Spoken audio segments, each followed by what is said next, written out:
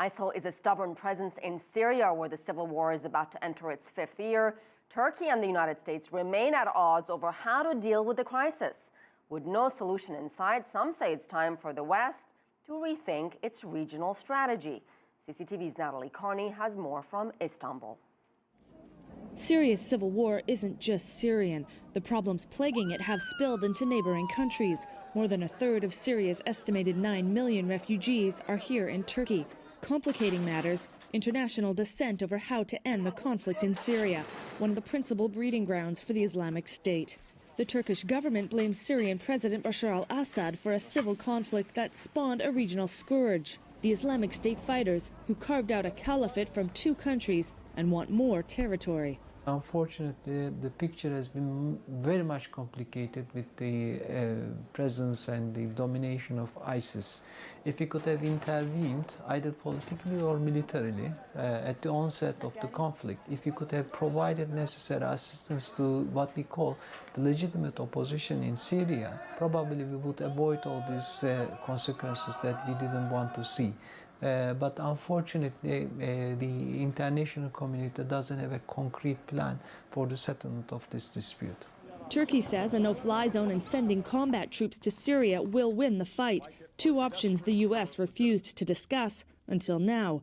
In early March, the U.S. announced it was now considering a U.S.-enforced no-fly zone or protected corridor in northern Syria.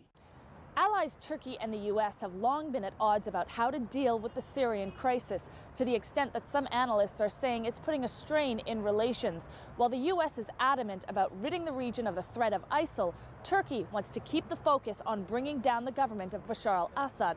Syrian regime, who has been spoiled by an approach that as if they are now legitimate because of their fighting against Daesh. We should not allow regime to exploit the presence of Daesh and continue to attack against Aleppo. International community and all countries should fight against Daesh. But fighting against Daesh does not mean legitimizing a brutal regime. It took 9 months for Turkey and the U.S. to negotiate the terms of a train and equipped program for moderate Syrian fighters. But one question remains. Is the priority Islamic State or Assad? Of course, we cannot talk with the ISIS, and you probably need to defeat it militarily.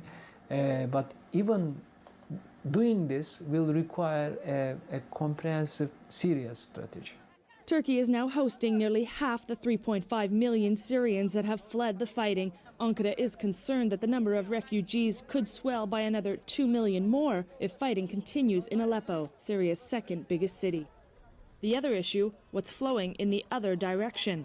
Foreign fighters slipping into Syria from Turkey. Around 20,000 foreigners have joined the ranks of Islamic State. By consensus, most have traveled through Turkey.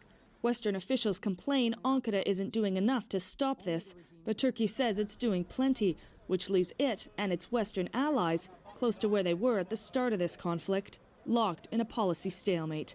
Natalie Carey for CCTV in Istanbul, Turkey.